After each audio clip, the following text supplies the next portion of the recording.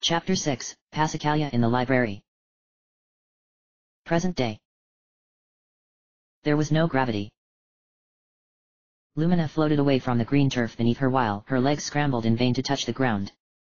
The warmth of the midday sun rained down her back, and the scent of lavender sailed on the wind. The oddest part about the situation was that Lumina didn't know how she got there.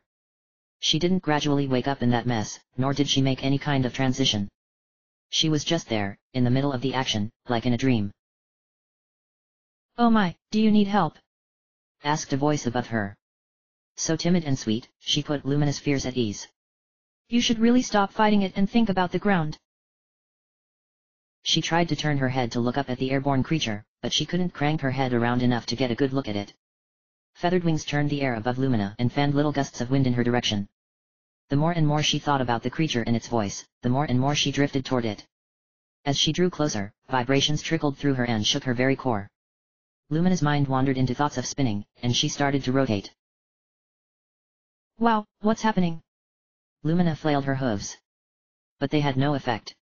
She spun over her head and stopped facing the fluttering voice. "What?" A yellow Pegasus hovered above Lumina. Her mane was the softest shade of pink, and combed in just the right way to hide a good portion of her face. And she was flying. Her wings were actually flapping and sustained her in the air. "You're flying?" Lumina gasped. "That's not a problem, is it?" The Pegasus started to hide behind her own forelegs, but then lowered them again. "Well, I think it might be, seeing how ponies can't fly." If you don't mind me pointing out, you're flying right now."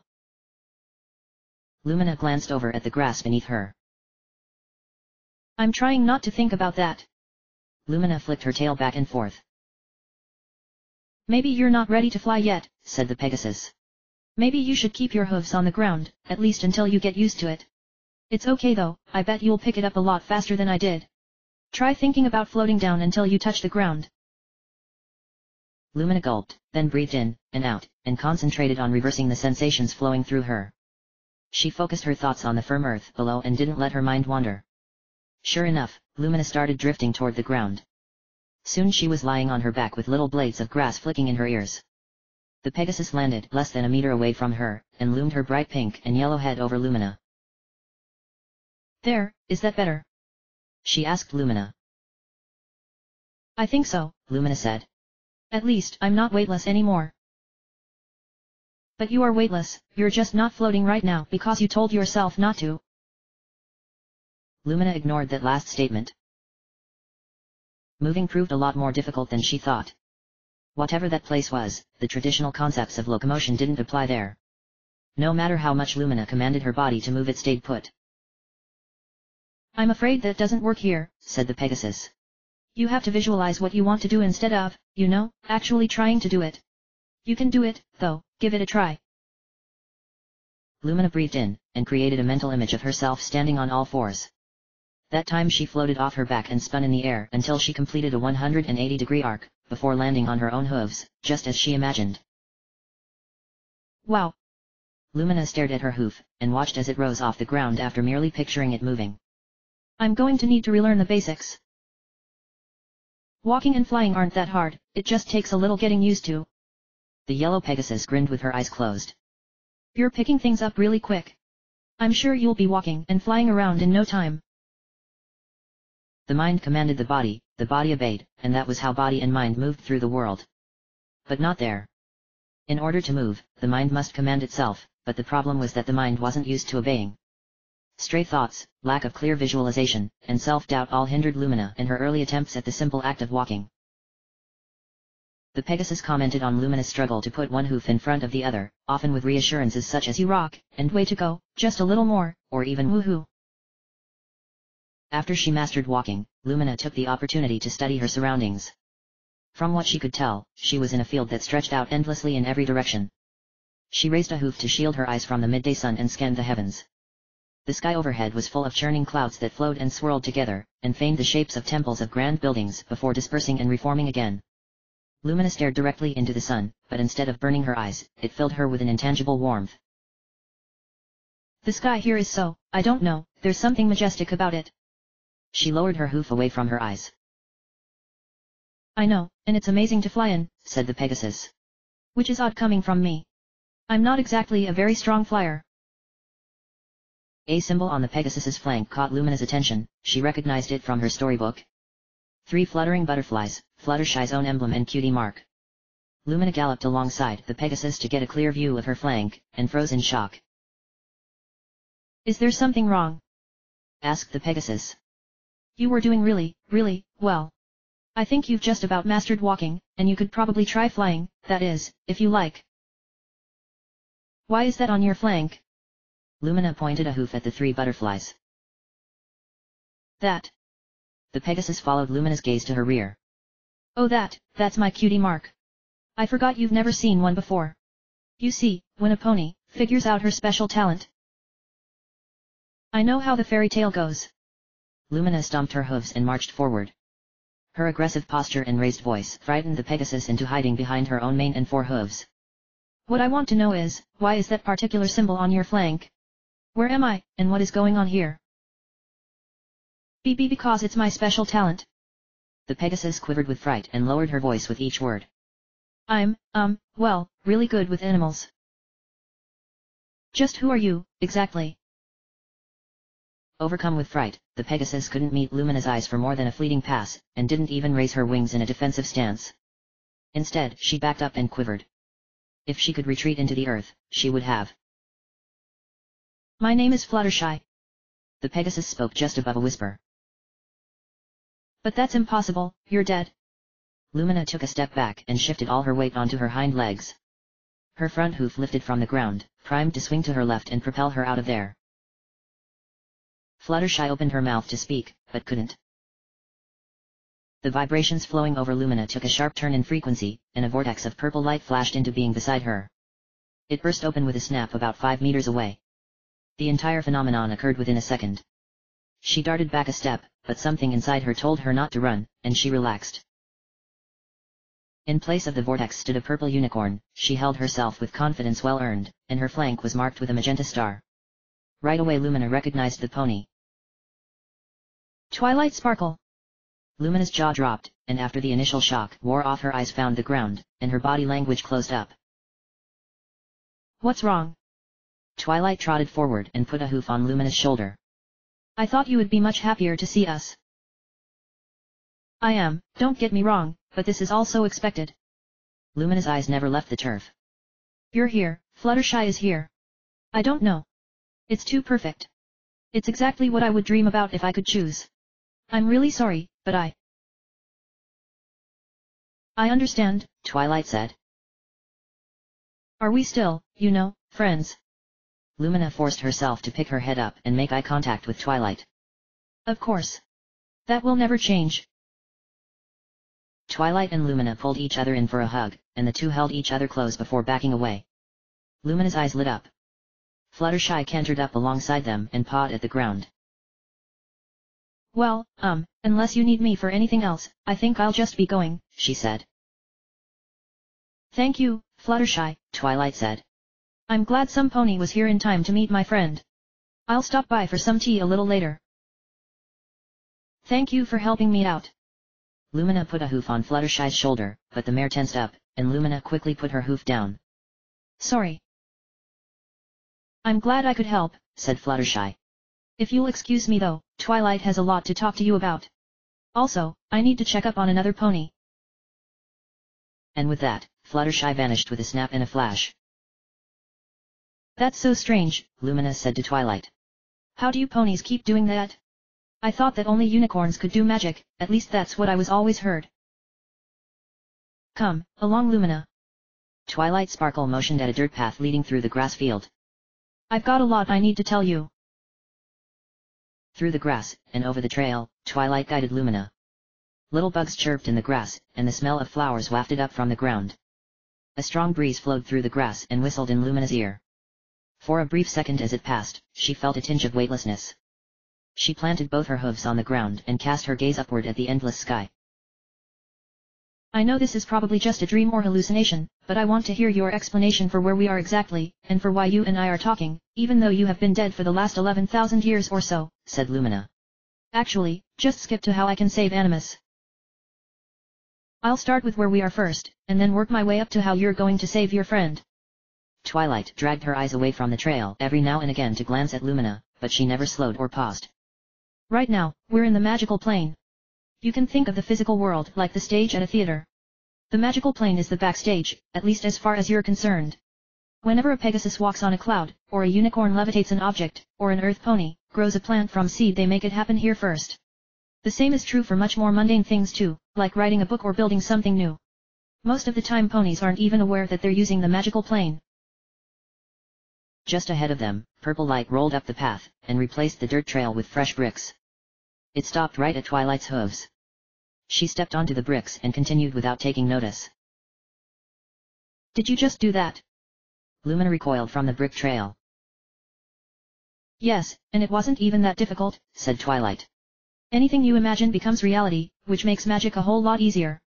Any pony can fly or teleport or make their own little world just by thinking about it. Pretty neat, hey? After testing the path with her hoof, Lumina stepped onto the bricks, and caught up with Twilight. Could I, make some pony appear?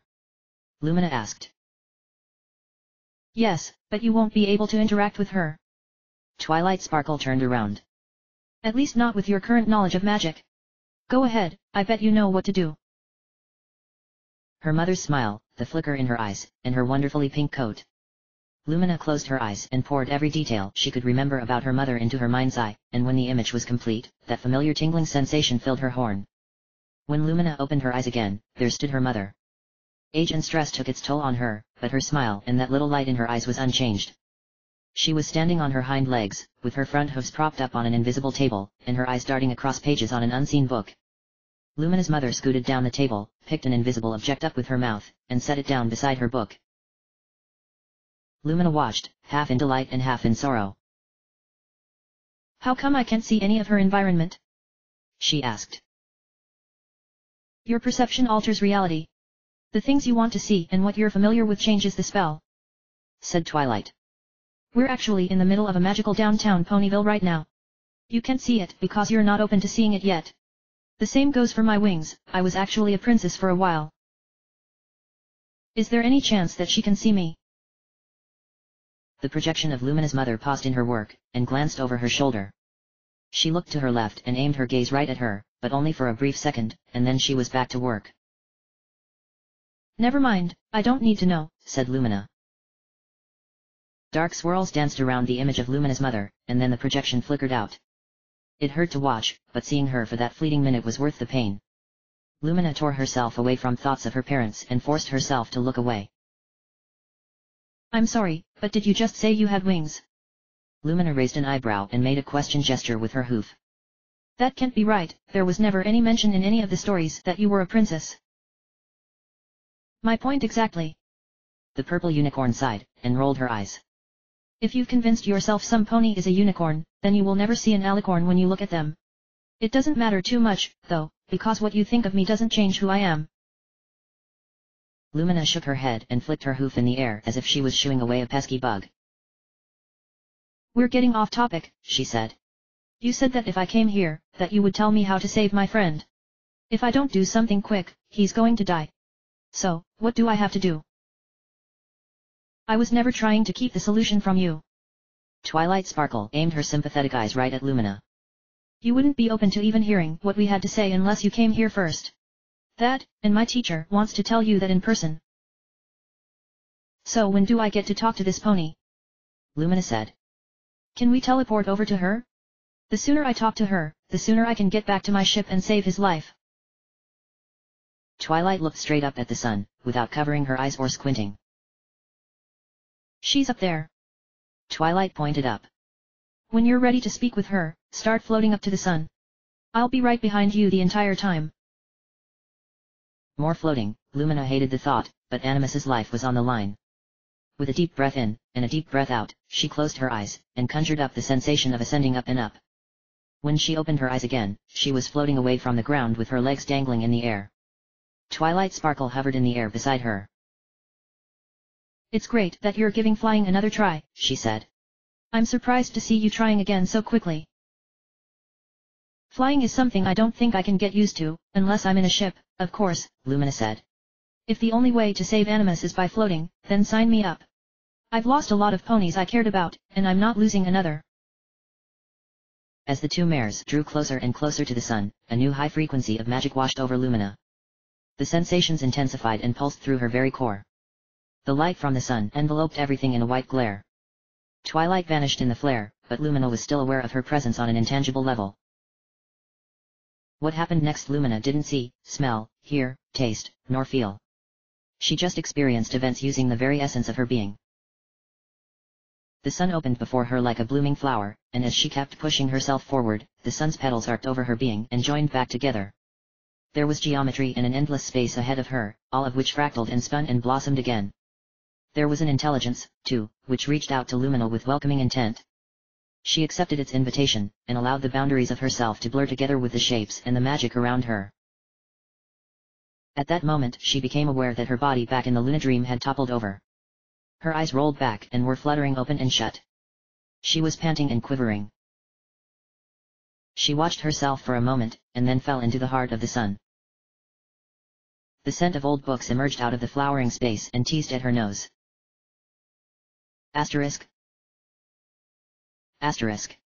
Lumina's eyes darted to bookshelves on her left and right, and then down.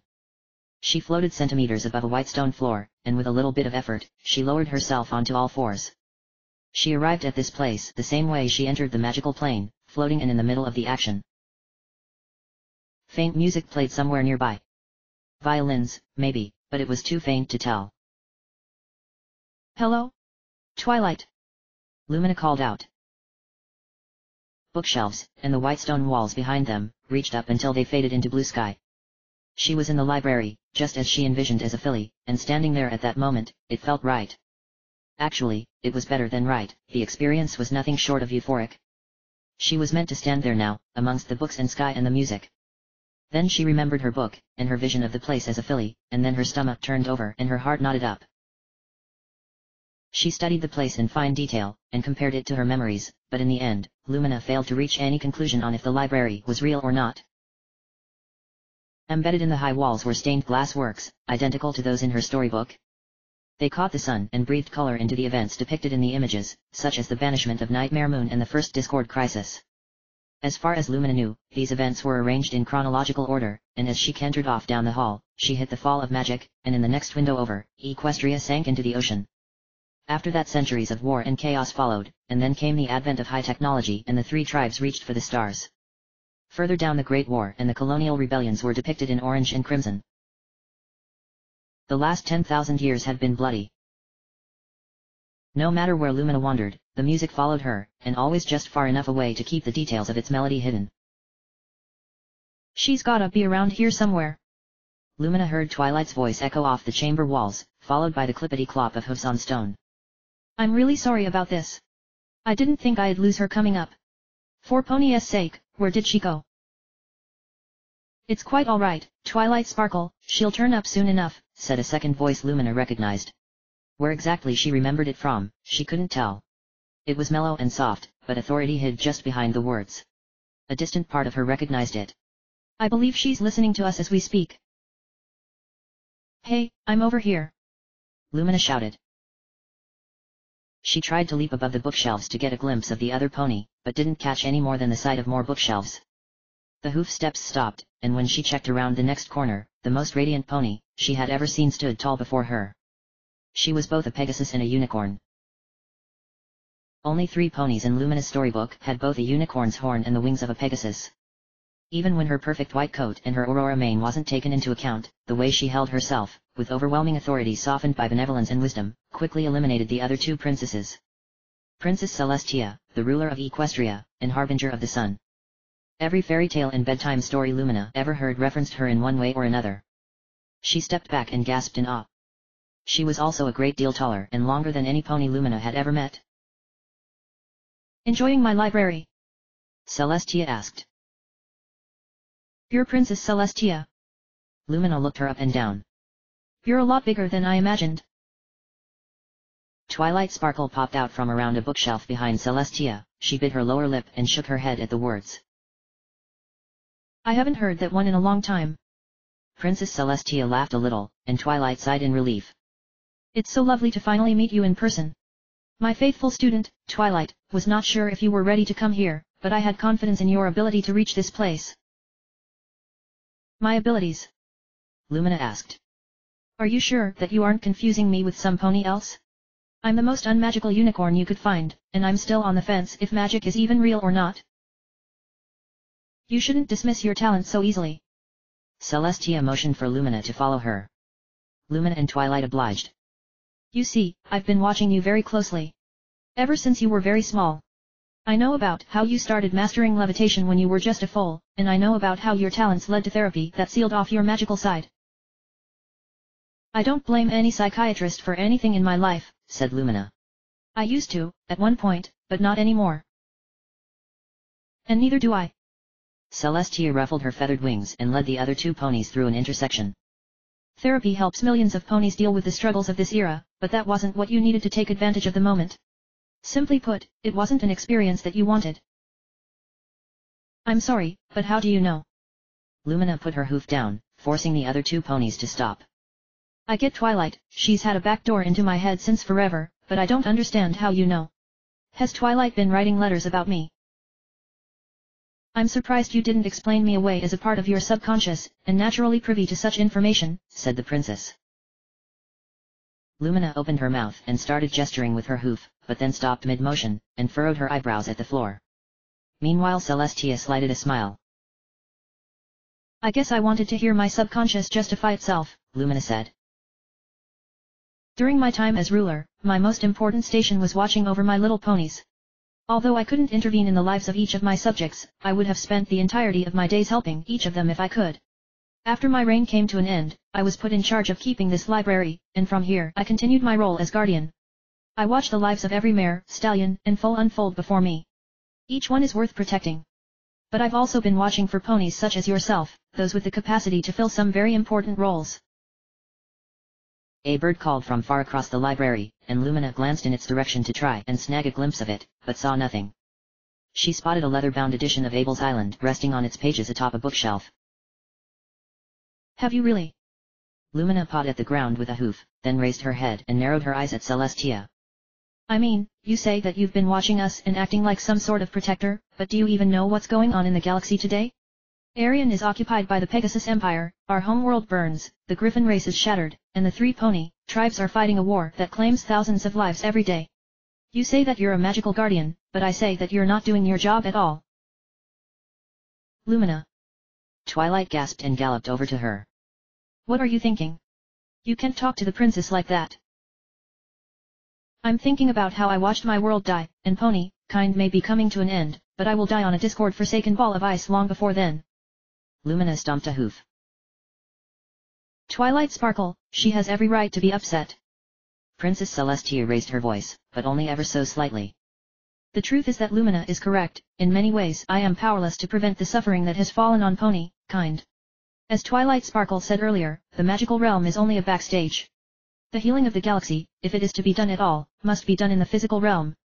The most I can do is nudge ponies into waking up to the magic of friendship, and to expedite the arrival of ponies such as yourself. There is a plan in motion but I cannot execute it. There you go again implying I'm something special. Lumina turned her back on Princess Celestia and Twilight. Her eyes found the floor. Crazy, most likely. Special? Not in particular. I thought flying starships was my thing, something I was cut out for, but just look at how that turned out. She kept her eyes low and kicked at the floor with a hoof. Whatever plan you have worked out, I don't think I'd be able to help. I can't even help myself or the few ponies close to me. What were you expecting me to do anyway? Lumina circled back around to face the princess. Like what, were you expecting me to be an element of harmony or something? Neither Princess Celestia nor her faithful students spoke, but Twilight's eyes widened and her ears shot up in excitement. Celestia tilted her head inquisitively. What? Lumina backed up and shook her head at the alicorn in front of her. No, no, no, no. You must have made some kind of mistake. I'm not a bearer of an element of harmony. I lie, I'm mean, I'm not exactly loyal or an optimist, and I'm not any more generous than the next pony. Unless, I'm not any one of those, but that would make me. Twilight Sparkle threatened a grin. No, I am definitely not the embodiment of magic, that's impossible. Lumina tried to laugh, but a nervous heat rising through her prevented the chuckle from escaping. For starters, magic isn't real. You are special, but not more so than any pony else, said Celestia. We all make choices about who we are, and a very important one is ahead of you. I'm not saying if magic is or isn't real. I also never said if you were an element. That was entirely your idea, and a choice that has presented itself to you. I have a question for you, Lumina, do you have enough self-love to truly listen to yourself and figure out what you think on those matters, or are you waiting for some pony to figure those out for you? Lumina, are you the element of magic or aren't you? I don't know. Lumina backed away and raised her front hoof to turn and run. The heat building in her brought her ears to an uncomfortable temperature. Her careful breathing devolved into erratic panting. I just don't know. Lumina spun away from the two ponies and galloped down the library aisle. A short distance away, she found an alcove in the wall and collapsed into a little ball. She traced the grooves in the floor with a hoof and absent eyes. The other two ponies showed up later. I'm not an ideal pony, I'm not some paragon of pony kind, she said. I don't think I'm the mare for the job. This last week I tried so hard to change, but today I nearly killed an alien out of spite. I can't believe I almost did that to another sentient being. I just don't know if I can let go. That, and I don't know the first thing about magic. I don't even have a cutie mark. I'm not the kind of pony that can take on an entire galaxy. Twilight Sparkle sat down next to Lumina, and wrapped a front leg over her shoulder. She looked up at her. All we want is for you to be yourself, Twilight said. We're not asking you to change overnight. In fact, we're not even asking you to change at all. Follow your heart, know yourself, and love yourself, that's all we want from you. The best thing you can do to help the galaxy are those simple things. And you will not be without friends. Celestia laid down on her legs right next to Lumina. Even at this level she towered above Lumina and Twilight. I will provide whatever assistance I can, and I know my student will do everything in her power to help. Your mother, your father, your friends on ARan, and that computer living in your ship, are all cheering you on. You also have 5 of the best friends any pony could ask for waiting for you in known space. The hardest task ahead of you is embracing who you are. Once you've done that, the rest will fall into place. The sun over the library set, and once the last of its light trickled out, the sky gave birth to millions upon millions of tiny lights. So many stars filled the sky as they lit up the library and illuminated the stained glass. A breeze moved through the library carrying the scent of old books. The crazy thing is, the idea that I'm an element of harmony doesn't sound so insane. Lumina picked herself off the floor some. Maybe this is what I'm supposed to do. I don't know. I want to believe I could be that kind of pony, but when I tried to grow and forgive and let go, something little got in the way and I couldn't do it. Why did all this happen now, right after everything fell to pieces? Nothing happens before it's ready, said Celestia. That's just the way it is. Keeping her head low, Lumina pulled herself off the floor, and paced to and fro between the bookshelves. She looked to her hooves, then at Celestia, and then to Twilight, before finally turning her eyes back to her hooves. Lumina breathed in and exhaled. I don't want to run away from myself anymore. Lumina pulled her eyes from the floor and met Celestia's gaze. If that's all I have to do, then yes, I'll be the element of magic. That is a decision about who you are only you can make. Celestia rose up, unfurled her wings, and nodded at a point further down the library.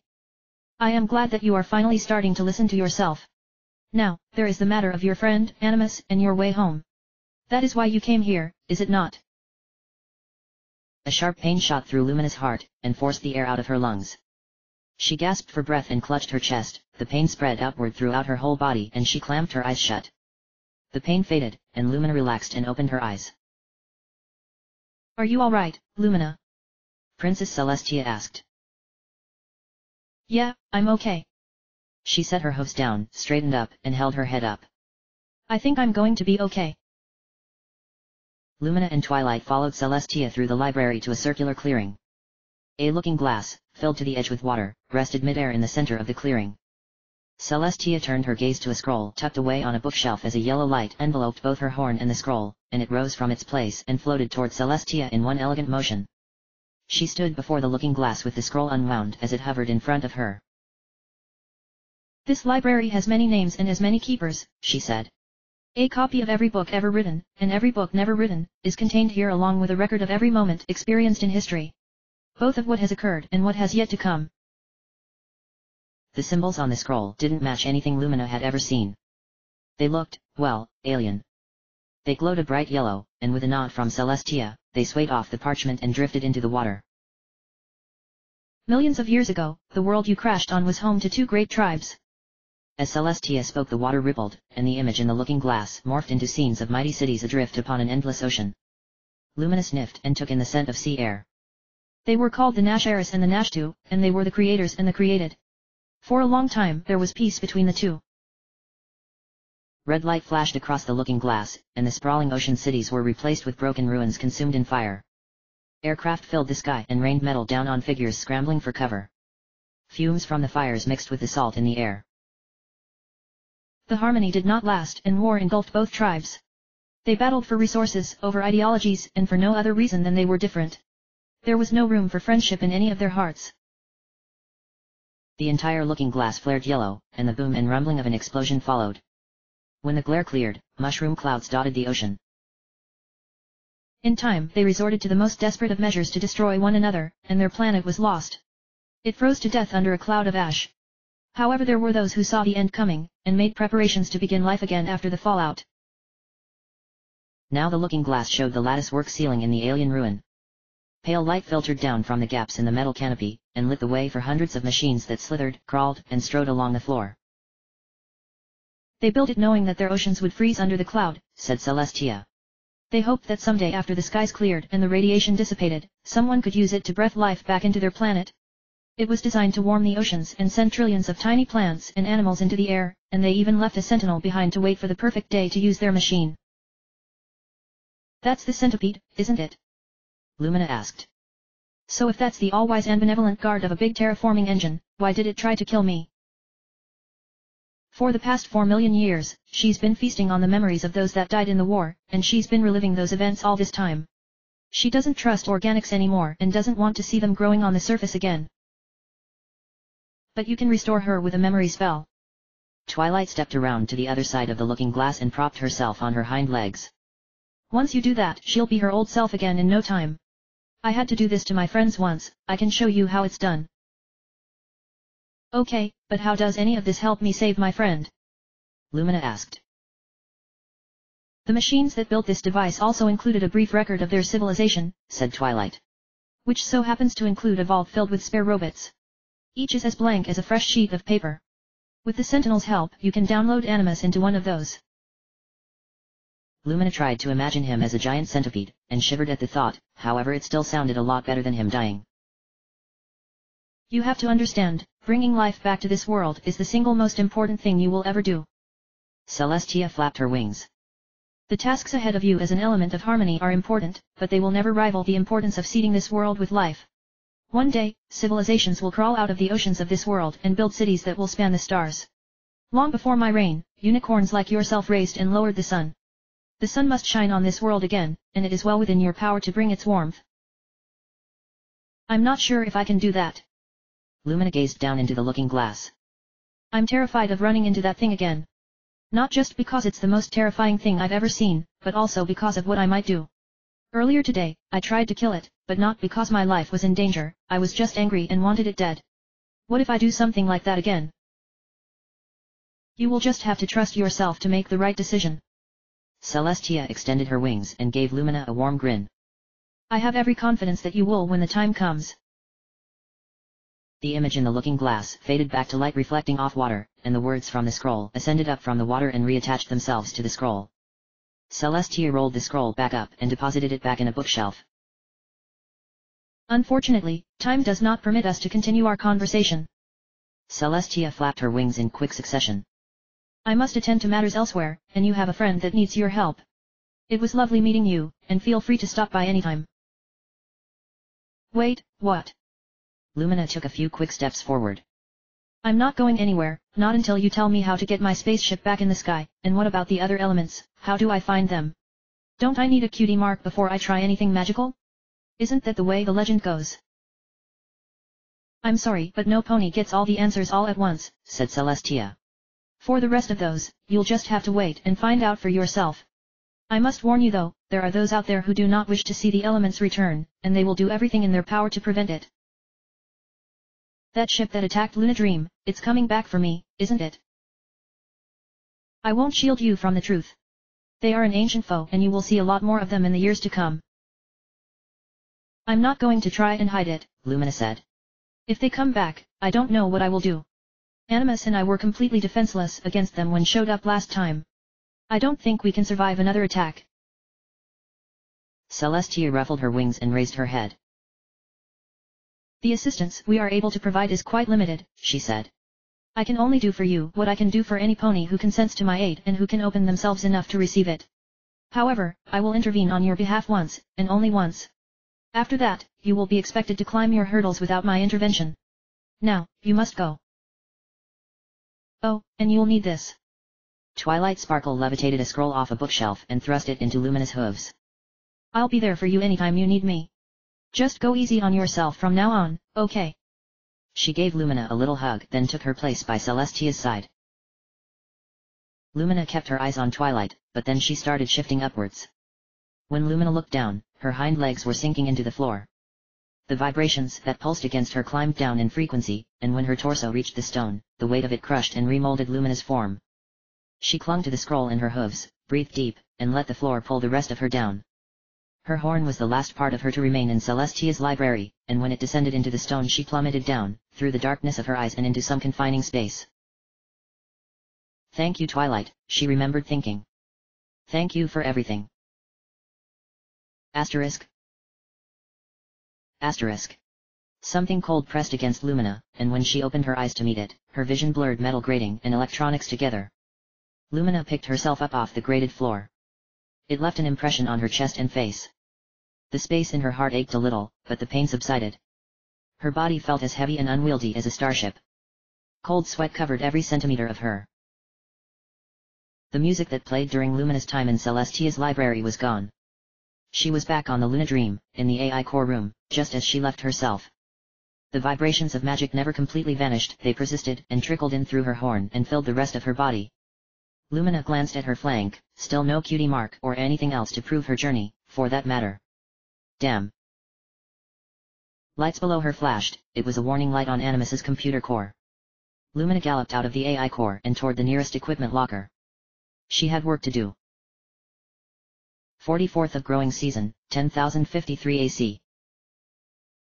A clock ticked away while Lumina fought the urge to tap her leg or bite her hoof. The mare perusing her resume flipped through the pages with the slightest hint of disgust. A frown curled across her face, and that was all it took to send Lumina over the edge and to start tapping her hoof. She didn't even try keeping rhythm with the clock. The wall behind Harmony Treasure, an aging unicorn in charge of pony resources at the Interstellar Express, was plastered with a myriad of degrees and awards. The window in Harmony Treasure's office offered a view of the sprawling Celestia city, while photos of CEOs and politicians occupying the free spaces of her desk. Do you have any questions about my resume? Lumina asked. No. Harmony Treasure flipped back to the previous page, and shook her head. I'll let you know if I have any. Lumina looked out the window and studied the city below. Living in tunnels and towers the last 2 years managed to cure any claustrophobia she had, rid her body of its dependence on the sun and moon to judge day and night, and acclimate it to an artificial summer all year long. The only thing that still bothered her after all that time was the fact that half of the city hung from the cavern ceiling. When she looked out, she looked down. Lumina didn't even acknowledge that she was in a hanging tower, or that the sky above her was a network of spires and walkways. No pony ever fell from the upper city, but Lumina was still convinced it was possible. I'm going to be honest with you, Miss Spectre, this is the most disappointing thing I've read all week. Harmony Treasure plopped the resume down on her desk, and Lumina snapped out of city gazing. You would make a fantastic pilot. Your math scores are in the 99th percentile, you managed to get licensed as a shuttle pilot before you completed general schooling, and you came highly recommended by a pilot of ours. Excuse me, but it's Lumina, not Miss Spectre. Lumina didn't care if she was about to blow this interview or not, that mare was going to get her name right. Sorry, please go on.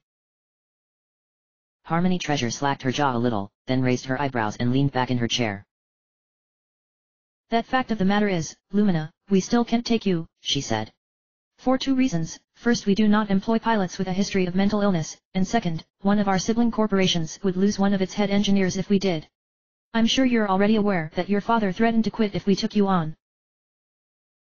Stammering with her eyes flashing between the window and the mirror behind the desk, Lumina paused to readjust herself and think through a response. Did you read the part about how I'm cured, and about how your own psychologist examined and cleared me to fly? Lumina started to climb out of her chair, but then pushed herself back in. And my father, well, if there were such things as cutie marks, his would be a starship schematic. He won't quit, he can't. It's his calling. The clock chirped once, and then ticked away. Harmony flipped through the resume on her desk once again and glanced at the clock. I suppose we can put you through the rest of the selection process, said Harmony Treasure. You would be surprised how many applicants either disqualify themselves or withdraw after the AI compatibility screening. Are you free for the next 8 hours? I think so. Lumina's father would murder her if she weren't home in an hour. Yes, I'm free. And if I pass your tests, do I get to be a pilot? It will help your case, and mine if my boss decides to reprimand me for letting you get this far. Harmony Treasure hopped out of her chair and opened the door to her office. Right this way. The sooner we get started the better. Jagged walls, hexagonal rooms, and artificially grown crystals filled the Interstellar Express Tower. It was designed to capture the sturdy and regal architecture common in the ancient Crystal Empire, and it succeeded. Past all the fancy hallways and offices, the architecture gave way to something much more utilitarian. Harmony Treasure led Lumina into a room that made no attempt at invoking regality. Its only purpose was to house a row of computer terminals in a vault on the other end. A unicorn and earth pony, wearing lab coats, played around with holograms above their workstations, and only paused briefly to greet Harmony and Lumina. Hello Harmony, what can we do for you? The earth pony said. I was wondering if you colts were still running tests today. Harmony waved a hoof at Lumina and presented her to the two ponies. I have a potential pilot that needs to find out if she can work with an AI. My shift just started. The earth pony gestured with his head at his hologram and the projection vanished. I can see her through the entire test. He turned to Lumina and said, if you become a pilot, you're going to spend most of your career in deep space. Your only contact for months, sometimes even years at a time, will be with an AI. So it's important to know if you can handle interacting with one for an extended period of time. We can usually tell if you're cut out for the job after 8 hours. You still want to do this? Harmony Treasure asked Lumina. It's not too late to back out. Well, if that's what I have to do to pilot a starship, then yes, I'll do it. The unicorn reopened his holographic display and started dragging and dropping symbols in the air. After some coercion, the hologram flashed green, and the vault at the far end of the room hissed open. If you fall asleep in there or threaten the AI, you're disqualified, said the unicorn. Other than that, there's nothing you can do to instantly fail this test. The computer in there is called Animus, and he plays a wicked game of chess. Once you step inside, we'll lock the door behind you and we can begin. You might want to use the restroom, said Harmony Treasure. You're not going to get another chance for another 8 hours. I think I'll be fine. Lumina peeked into the test chamber, and saw nothing but whitewashed walls, a table, a couch, and a chess set. At the gesture of the lead lab pony, Lumina stepped inside and the door sealed behind her. She scrutinized the test chamber, but didn't find any speakers or cameras. Hello, I'm Lumina, she said, but to what she didn't know. It is good to meet you, Lumina. A voice without inflection spoke from all around her. It belonged to a male, but it didn't betray any emotion. My name is Animus. It's a pleasure to meet you. And she meant it. So, tell me a little about yourself. Asterisk. Before Harmony Treasure even received Lumina's resume, her boss warned her that if she did not turn that interviewee away the instant she stepped through that door, she'd spend the rest of her career in the mailroom. Instead, she made the mistake of humoring Lumina's application. The Interstellar Express lost more pilots than they were training year after year. As the director of Pony Resources, she was responsible for finding well-qualified pilots and putting them at the helm of a FTL ship, and Lumina was by definition a well-qualified pilot. Harmony Treasure prayed to Celestia that when she returned to the AI test chamber the ponies down there would have disqualified her. When she opened the door to their lab 8 hours later, the lead lab pony stopped juggling his holograms and dismissed them with a single flick and said, "We need her." What? I was hoping you two had gotten rid of her by now. Harmony Treasure's eyes clenched shut. Is she really that good? She's not, but they are, the other pony said. Animus and Luminous Spectre are unlike any AI pony pairing I've ever seen. By now, most subjects develop resentment toward the AI, but not her. She actually enjoys spending time with the AI, and so does it. They get along like old friends. We need to put Lumina and Animus on a ship together. What about her psychological condition? Said Harmony Treasure. Haven't you found any signs of mental instability? The Earth Pony brought up his hologram again and checked through his notes, and after a moment he dismissed them again. If she has a mental illness it hasn't manifested, he said. From what I can tell Lumina is a perfectly healthy pony. She has a bit of a temper, but nothing that Animus can't deal with. There is no reason at all why we shouldn't hire her immediately. Good pilots were invaluable to the Interstellar Express, and unfortunately good pilots were very hard to come by. Harmony sighed. She was going to the mailroom after this. Get her out of there, said Harmony Treasure. I'll tell her she's got the job. The unicorn stabbed a holographic symbol and a buzzer rang. With that, the vault door opened, and there Lumina was, lying on her stomach and talking about nothing in particular. Well, I never really thought about it, Lumina said to Animus. I guess it's supposed to be artistic, but I never got it. Perhaps no pony understands the phenomena, said Animus. Images of ponies in socks have decreased by 33% over the last 2 years. It is a subject on the decline in most artistic circles. Lumina spied Harmony Treasure in the doorway and got back on her hooves. Hi Harmony Treasure, is my time up? The two of you are hired, said Harmony Treasure. Lumina, you start training tomorrow at 8 a.m. sharp. Don't be late. A smile extended from ear to ear over Lumina's face, and her eyes widened. She jumped up and down and clapped her hooves together. Thank you, thank you, thank you. Lumina darted over to Harmony Treasure and shook her hoof. Thank you so much. Don't mention it. Harmony Treasure sighed. No, really, please don't mention it. Okay. Sure. You're the boss.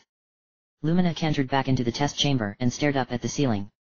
I have to go now, but I'll see you again tomorrow, okay? Lumina. Yeah, what is it? I believe that you and I are going to be friends. She gave Animus a sideways smile, and tilted her head just a little. You mean we aren't already? Lumina backed out of the test chamber, but not before adding, see you tomorrow, Animus. And you as well, my friend.